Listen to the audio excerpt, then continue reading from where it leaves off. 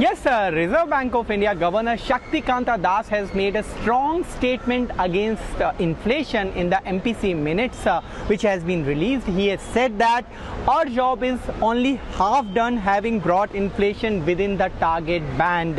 In fact, he has also said that we need to undertake a forward-looking assessment for the evolving growth and inflation outlook. All in all, you would remember that MPC had gone for a pause this time, and they had mentioned even in the Monetary Policy Committee meeting press meet, the governor has said that inflation is still a concern till the time it does not go towards the target band, that means the 4% target. Apart from that, the other Monetary Policy Committee members like J.R. Verma has once again opposed regarding the stance which has been taken by the MPC members. He has said that this stance is becoming more and more disconnected from the reality, and monetary policy is now dangerously close to the levels which it can inflict significant damage to the economy.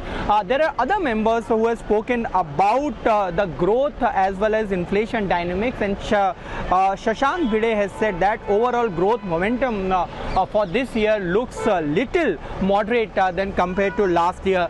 Similarly, Ashima Goyal has said that the real repo rate does not rise, that needs to be taken care, and she said that it does not require the nominal repo to be kept higher for longer. That should be something which MPC should carry out. RBI Deputy Governor MD Patra has said that near-term outlook for inflation is relatively benign compared to last year's experience, and monetary policy needs to be remaining in the brace mode. The other MPC member Rajiv Ranjan has said that our cumulative actions needs to be taken working in the right direction, and hence he has voted pause for this policy committee meeting.